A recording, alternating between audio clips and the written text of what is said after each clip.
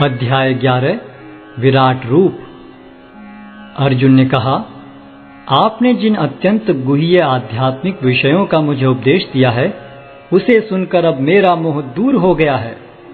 हे कमल नयन, मैंने आपसे प्रत्येक जीव की उत्पत्ति तथा लय के विषय में विस्तार से सुना है और आपकी अक्षय महिमा का अनुभव किया है। हे पुरुषोत्तम, हे परमेश्वर, यद्यपि आपको मैं अपने समक्ष आपके द्वारा वर्णित आपके वास्तविक रूप में देख रहा हूं, किंतु मैं यह देखने का इच्छुक हूं कि आप इस दृश्य जगत में किस प्रकार प्रविष्ट हुए हैं। मैं आपके उसी रूप का दर्शन करना चाहता हूं। हे प्रभु, हे योगेश्वर, यदि आप सोचते हैं कि मैं आपके विश्व रूप को देखने में समर्थ हो सकता हूं, तो कृपा करके मुझे अपना असीम विश्व रूप दिखलाइए। भगवान ने कहा, हे अर्जुन, हे पार्थ, अब तुम मेरे ऐश्वर्य को सैकड़ों हजारों प्रकार के दैवी तथा विविध रंगों वाले रूपों को देखो। हे भारत, लो, तुम आदित्यों, वसुओं, रुद्रों, अश्विनी कुमारों तथा अन्य देवताओं के विभिन्न रूपों को यहाँ देखो। तुम ऐसे अनेक आश्चर्यमय रूपों को देखो जिन्हें पहले किसी ने न तो कभी देखा है न सुना है।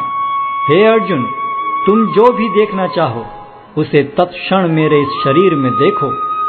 तुम इस समय तथा भविष्य में भी जो भी देखना चाहते हो उसको यह विश्व रूप दिखाने वाला है।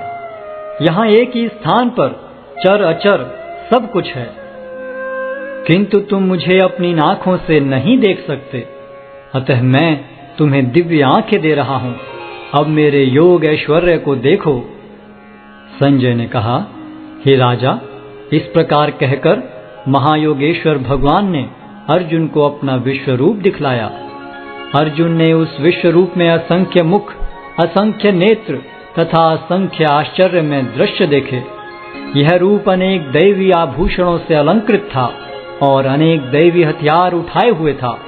यह दैवी मालाएं तथा वस्त्र धारण किए था और उस पर अनेक दिव्य सुगंधियां लगी थीं।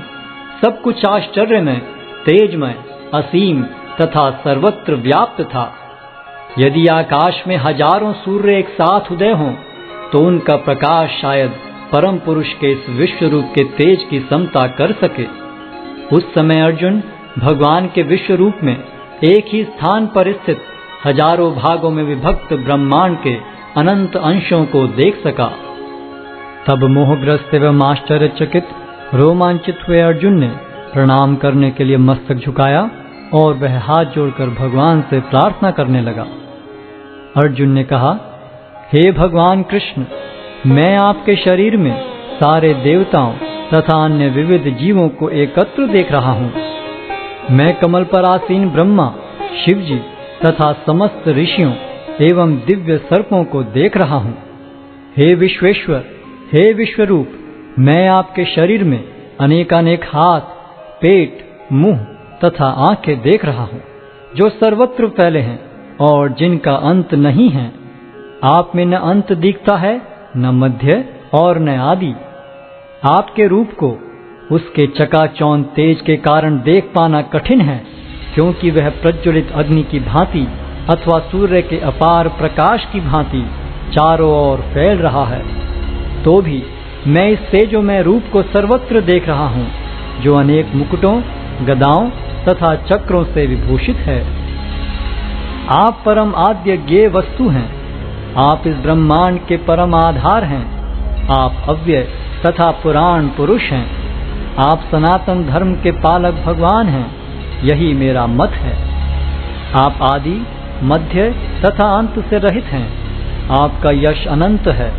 आपकी असंख्य भुजाएं हैं और सूर्य तथा चंद्रमा आपकी आंखें हैं। मैं आपके मुख से प्रज्वलित अग्नि निकलते और आपके तेज से इस संपूर्ण ब्रह्मांड को जलते हुए देख रहा हूँ।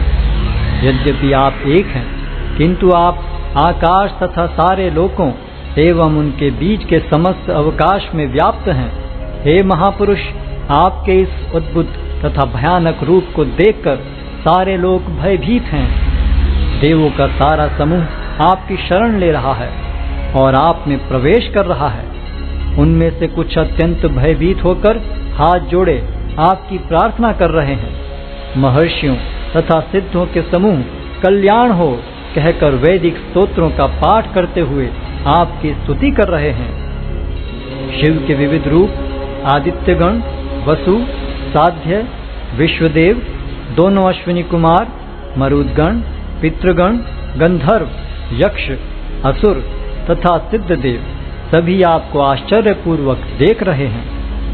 हे महाबाहु, आपके इस अनेक मुख, नेत्र, बाहु, जंघा, पांव, पेट तथा भयानक दांतों वाले विराट रूप को देखकर देवतागण सहित सभी लोग अत्यंत विचलित हैं और उन्हीं की तरह मैं भी हूँ। हे सर्वव्यापी विष्णु, नाना ज्योतिर्मय रंगों से युक्त आपको आकाश का स्पर्श करते मुख फैलाए तथा बड़ी बड़ी चमकती आंखें निकाले देखकर भय से मेरा मन विचलित है। मैं न तो धैर्य धारण कर पा रहा हूँ, न मानसिक संतुलन ही पा रहा हूँ। हे देवेश, हे जगन्निवास, आप मुझ पर प्रसन्न हो। मैं इस प्रकार से आपके प्रलयाग्नि स्वरूप मुखों को तथा विकराल दांतों को देखकर अपना संतुलन नहीं रख पा रहा। मैं सब ओर से मोहग्रस्त हो रहा हूँ। धृतराष्ट्र के सारे पुत्र अपने समस्त सहायक राजाओं सहित तथा भीष्म, द्रोण, कर्ण एवं हमारे प्रमुख योद्धा भी आपके विकराल मुख में प्रवेश कर रहे हैं। उनमें से कुछ के शिरों को तो मैं आपके दांतों के बीच चूर्णित हुआ देख रहा हूँ। जिस प्रकार नदियों की अनेक तरंगें समुद्र में प्रवेश करती हैं, उसी प्रकार ये समस्त महान योद्धा भी आपके प्रज्वलित मुखों में प्रवेश कर रहे हैं। मैं समस्त लोगों को पूर्ण वेग से आपके मुख में उसी प्रकार प्रविष्ट होते देख रहा हूँ, जिस प्रकार पतंगे अपने विनाश के लिए प्रज्वलित अग्नि में कूद पड़ते हैं। हे विष्णु, मैं देखता हूँ कि आप अपने प्रज्वलित मुखों से सभी दिशाओं के लोगों को निगले जा रहे हैं। आप सारे ब्रह्मांड को अपने तेज से आपूरित करके अपनी विकराल झुलसाती किरणों सहित प्रकट हो रहे हैं। हे देवेश, कृपा करके मुझे बतलाइए कि इतने उग्र रूप में आप कौन हैं। मैं आपको नमस्कार करता हूँ, कृपा करके मुझ पर प्रसन्न हो। आप आदि भगवान हैं। मैं आपको जानना चाहता हूँ, क्योंकि मैं नहीं जान पा रहा हूँ कि आपका प्रयोजन क्या है। भगवान ने कहा, समस्त जगतों को विनष्ट करने वाला काल मैं हूँ और मैं यहाँ समस्त लोगों का विनाश करने के लिए आया हूँ। तुम्हारे सिवा दोनों पक्षों के सारे योद्धा मारे जाएंगे। अतः उठो, लड़ने के लिए तैयार हो और यश अर्जित करो। अपने शत्रुओं को जीतकर संपन्न राज्य का भोग करो। ये सब मेरे द्वारा पहले ही मारे जा चुके हैं। और हे सव्यसाची, तुम तो युद्ध में केवल निमित्त मात्र हो सकते हो। द्रोण, भीष्म, जयद्रथ, कर्ण तथा अन्य महान योद्धा पहले ही मेरे द्वारा मारे जा चुके हैं। अतः तुम उनका वध करो और तनिक भी विचलित न हो। तुम केवल युद्ध करो। युद्ध में तुम अपने शत्रुओं को परास्त करोगे। संजय ने धृतराष्ट्र से कहा, हे राजा, भगवान के मुख से इन वचनों को सुनकर कांपते हुए अर्जुन ने हाथ जोड़कर उन्हें बारंबार नमस्कार किया। फिर उसने भयभीत होकर अवरुद्ध स्वर में कृष्ण से इस प्रकार कहा। अर्जुन ने कहा, हे ऋषिकेश, आपके नाम के श्रवण से संसार हर्षित होता है और सभी लोग आपके प्रति अनुरक्त होते हैं। यद्यपि सिद्ध पुरुष आपको नमस्कार करते हैं, किंतु असुरगण भयभीत हैं और इधर उधर भाग रहे हैं। यह ठीक ही हुआ है। हे महात्मा, आप ब्रह्मा से भी बढ़कर हैं। आप आदि सृष्टा हैं, तो फिर वे आपको सादर नमस्कार क्यों न करें। हे अनंत, हे देवेश, हे जगन्निवास, आप परम स्रोत, अक्षर, कारणों के कारण तथा इस भौतिक जगत से परे हैं। आप आदि देव, सनातन पुरुष तथा इस दृश्य जगत के परम आश्रय हैं।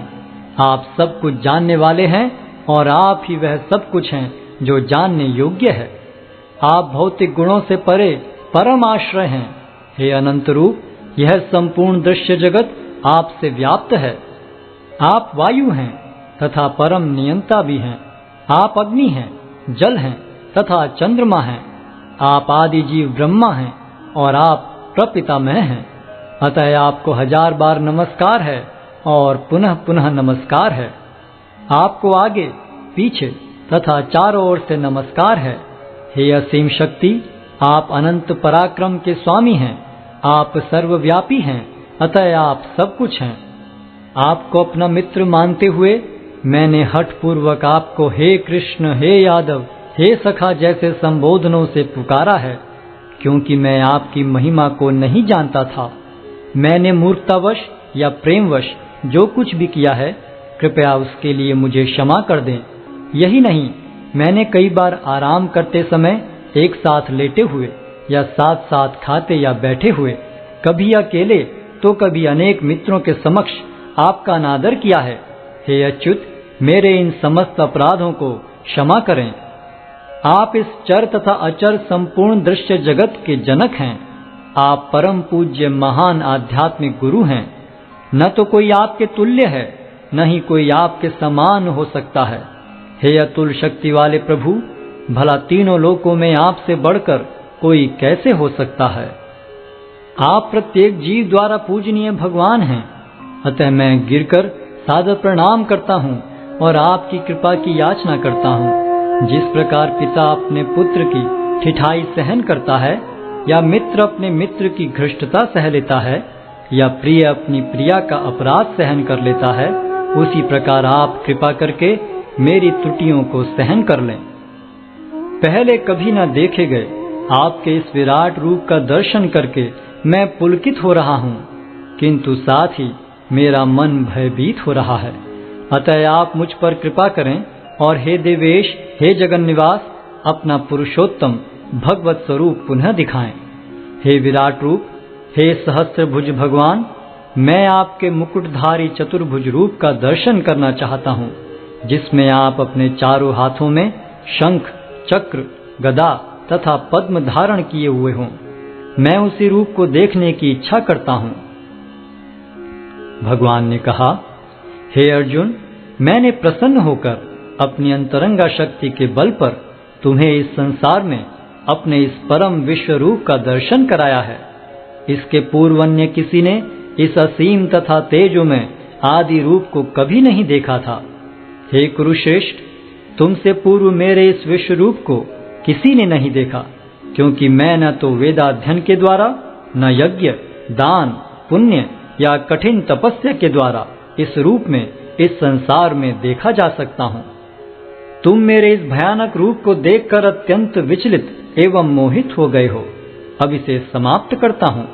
हे मेरे भक्त, तुम समस्त चिंताओं से पुनः मुक्त हो जाओ। तुम शांत चित्त से अब अपना इच्छित रूप देख सकते हो। संजय ने धृतराष्ट्र से कहा।